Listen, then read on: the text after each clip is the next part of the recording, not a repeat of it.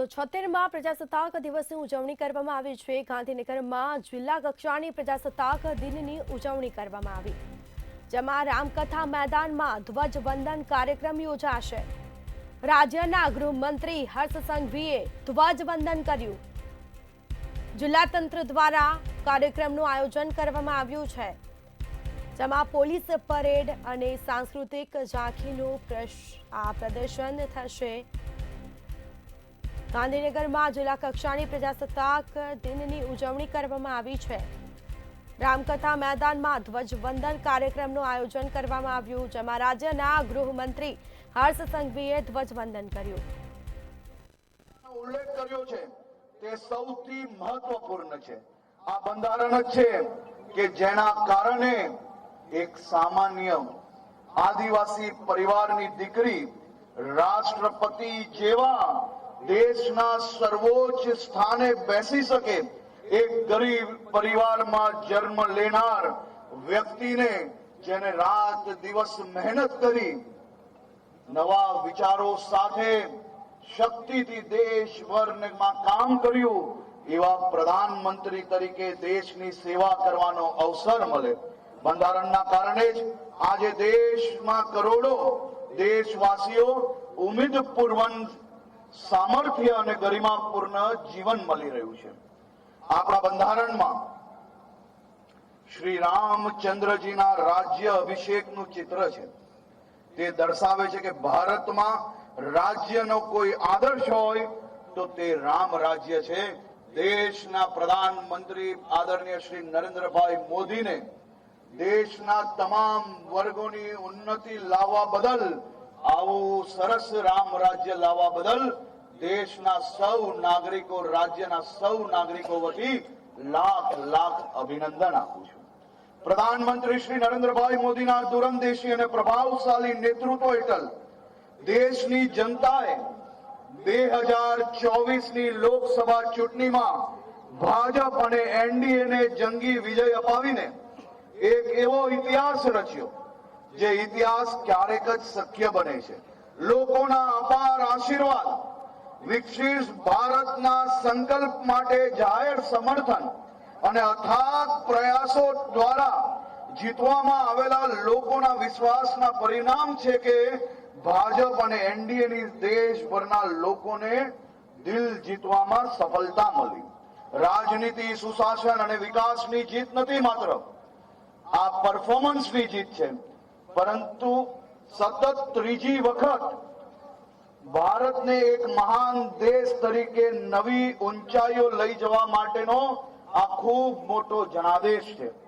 આપણા કેલેન્ડરમાં જાન્યુઆરી મહિનો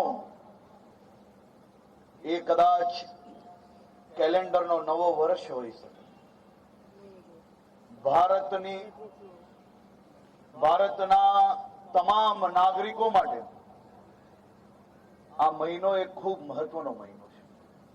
આ મહિનાને ગણતંત્ર દિવસને લીધે રાષ્ટ્રીય પર્વનો મહિનો ગણાય છે, પરંતુ ગયા વર્ષથી આ મહિના મહત્વમાં એક નવી મોરપીંછ ઉમેરાયું છે। ગયા વર્ષે આ જ મહિને ભગવાન રામલલ્લા 500 વર્ષના વનવાસ પૂર્ણ કરીને તેમના નિજ મંદિરમાં બિરાજ્યા હતા।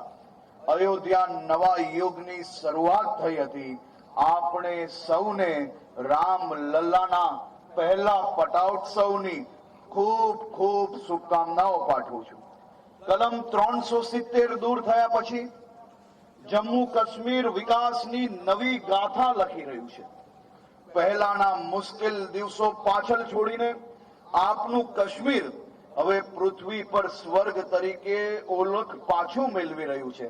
કાશ્મીરમાં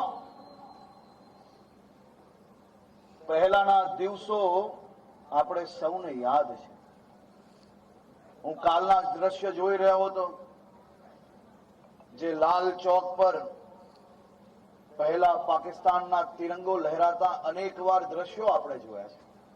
કાલે લાલ ચોક અને શ્રીનગર આખું રોશનીથી શણગારવામાં આવ્યું। ચારે તરફ તિરંગાઓ નજરે પડી રહ્યા હતા। આ એક ખૂબ મોટો બદલાવ કાશ્મીરની અંદર આપણે સૌને નજરે મળ્યો છે. કાશ્મીરનો તિરંગો આજે લહેરાઈ રહ્યો છે. પહેલી વાર કાશ્મીરમાં સંવિધાન દિવસ મનાવવામાં આવ્યો. કાશ્મીરમાં જે પ્રકારે બદલાવ આવી રહ્યો છે, એક સમય જે હાથમાં પથ્થર હતા તે હાથમાં હવે કલમ નજરે પડી રહી છે. ક્યાંક હોકી તો ક્યાંય ક્રિકેટનું આયોજન થઈ રહ્યું છે. આપનું ગુલમર્ગ ભારતની શિયાળુ રમતોની રાજધાની બની રહ્યું છે. માનનીય પ્રધાનમંત્રી શ્રી નરેન્દ્રભાઈ મોદીની સંકલ્પ અને વિઝનના કારણે કાશ્મીરમાં વિવિધ ઉદ્યોગપતિએ લગભગ 13,000 કરોડ રૂપિયાનું રોકાણ કરવામાં આવ્યું છે. આનાથી અહીં હજારો યુવાનોને રોજગાર મળ્યો.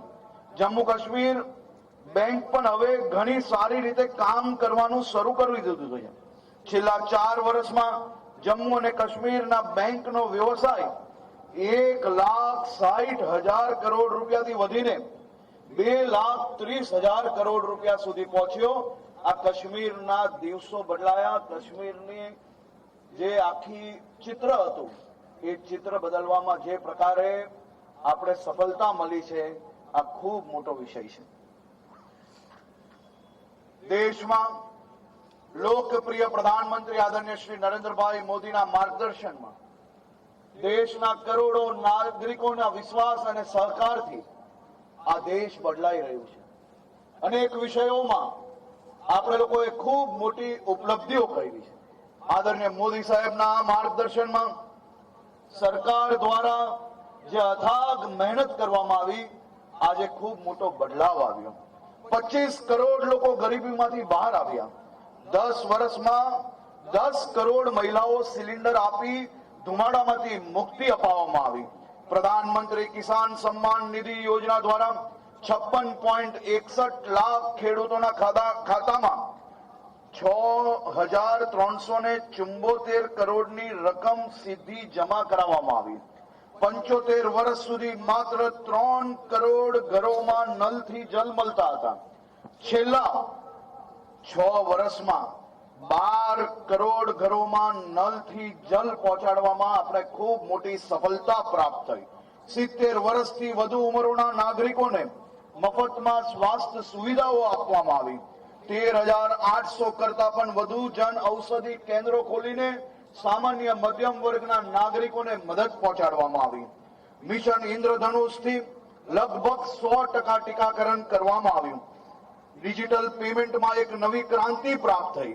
પાછલા દશકમાં કેન્દ્ર સરકારની દ્રઢ ઈચ્છા શક્તિના કારણે આજે દેશમાંથી નક્સલવાદ, આતંકવાદ અને દેશમાંથી અનેક ક્રાઇમનો ઘટાડો થયો અને નક્સલવાદ અને આતંકવાદ અંત તરફ આપણે સફળતાપૂર્વક પહોંચી ગયું છે. ભારતીય ન્યાય સંહિતાનો અમલ દંડ આધારિત વ્યવસ્થાઓ હવે ન્યાય આધારિત વ્યવસ્થાઓમાં બદલાઈ. વન રેન્ક, વન પેન્શન 25 લાખથી વધુ પૂર્વ સૈનિકો અને એમના પરિવારોને સીધો લાભ મળ્યો. રક્ષા ક્ષેત્રે એક નવી ક્રાંતિ પ્રાપ્ત થઈ. અંતરિક્ષ ક્ષેત્રે અભૂતપૂર્વ પ્રગતિ આપણે પ્રાપ્ત કરી. ચંદ્રયાન હોય, ગગનયાન હોય, મંગલયાન હોય કે સ્પેસ કોડિંગની વાત હોય, આ તમામ ક્ષેત્રે આપણે એક નવી ઉપલબ્ધિઓ હાંસિલ કરી છે. લોથલ ખાતે રાષ્ટ્રીય સમુદ્રી વિરાસત પરિસરને કેન્દ્રીય મંત્રીમંડળે અપ્રુવલ આપી. પેરાલિમ્પિક અત્યાર સુધીના સૌથી વધુ મેડલ મેળવવામાં આપણે ખૂબ મોટી સફળતાઓ પ્રાપ્ત કરી. 7 સુવર્ણ ચંદ્રક સાથે કુલ 29 મેડલો પ્રાપ્ત કરવામાં આપને સફળતા મળી છે. આદરણીય મુખ્યમંત્રી શ્રી ભૂપેન્દ્રભાઈ પટેલના માર્ગદર્શનમાં ગુજરાતના નાગરિકોના સહયોગથી ગુજરાત એક નવી ઊંચાઈ પ્રાપ્ત કરી રહી છે. ગુજરાતના ડાંગમાં કે અંબાજીમાં કે પછી કચ્છની બોર્ડર પર ગામોમાં રહેતા નાગરિકોને બધી જ સુવિધાઓ આપી શકાય તે માટે રાજ્ય સરકાર મુખ્યમંત્રી શ્રી ભૂપેન્દ્રભાઈ પટેલના માર્ગદર્શનમાં નવા વિચારો જોડે રાત દિવસ એક કરીને આખું તંત્ર રાજ્યના નાગરિકો જોડે મળીને ગામે ગામ વ્યવસ્થાઓ પહોંચાડવા માટે મહેનત કરી. આ રાજ્યના નાગરિકો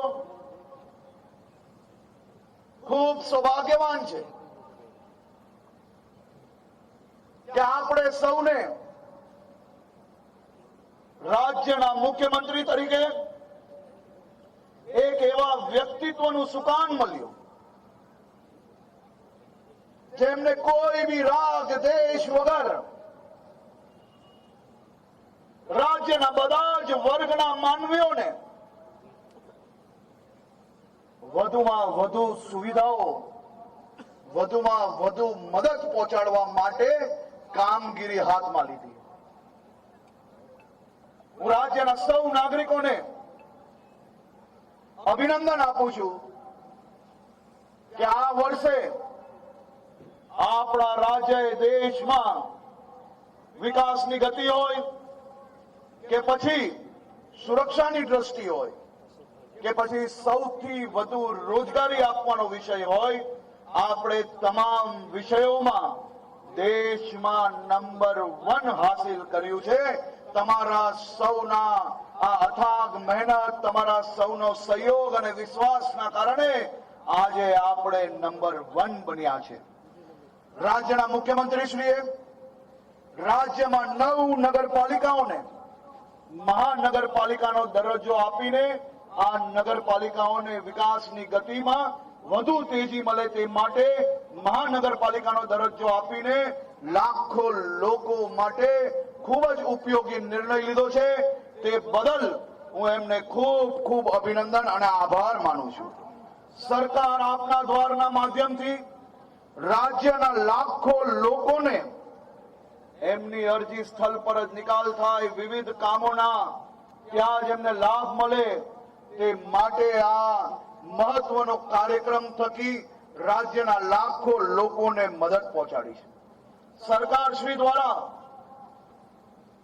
મારી યોજના પોર્ટલ, મારી ગાંધીનગરના સૌ નાગરિકોને વિનંતી છે કે આ મારી યોજના પોર્ટલના માધ્યમથી સમાજના બધા જ વર્ગના લોકો જે સરકારની બધી જ યોજનાઓ છે તે આ પોર્ટલના માધ્યમથી માહિતી મેળવી શકે છે, લાભ મેળવી શકે છે. આ પોર્ટલનો વધુમાં વધુ ઉપયોગ કરવામાં આવે. આઝાદી તો મળી ગઈ, બંધારણ બનવાને 75 વર્ષ લાગી ગયા.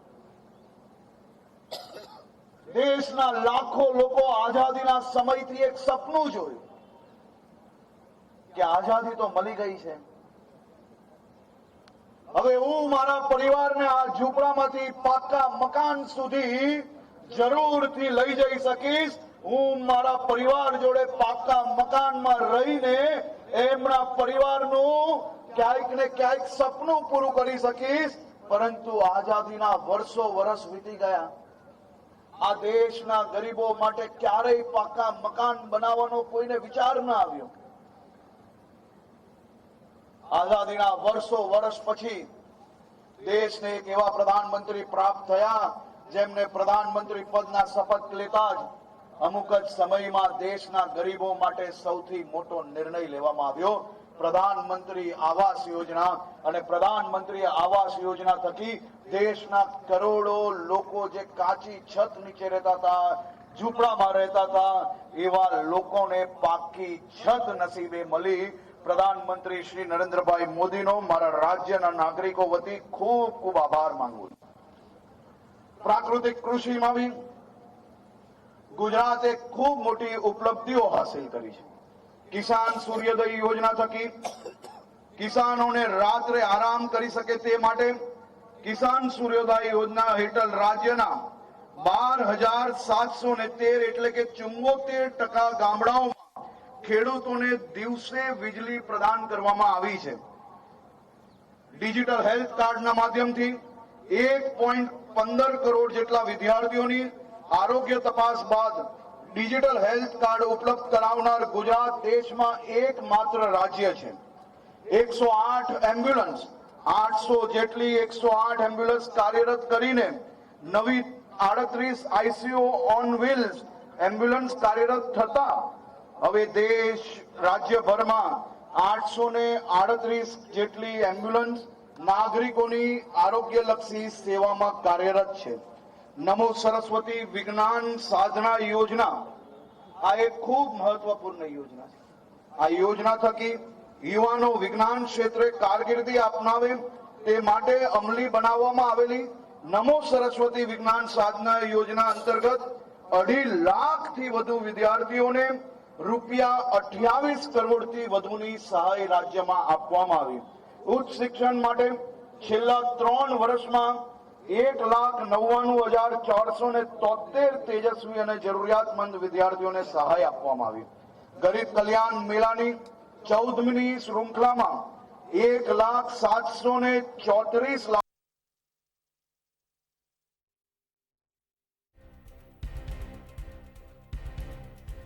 ગાંધીનગરમાં જિલ્લા કક્ષાના પ્રજાસત્તાક દિવસની ઉજવણી કરવામાં આવી. રામકથા મેદાનમાં ધ્વજવંદન કાર્યક્રમ રાખવામાં આવ્યો છે. સૌ કોઈ લોકો ઉપસ્થિત છે. રાજ્યના ગૃહમંત્રી હર્ષ સંઘવીએ ધ્વજવંદન કર્યું અને સંબોધિત કર્યું હતું.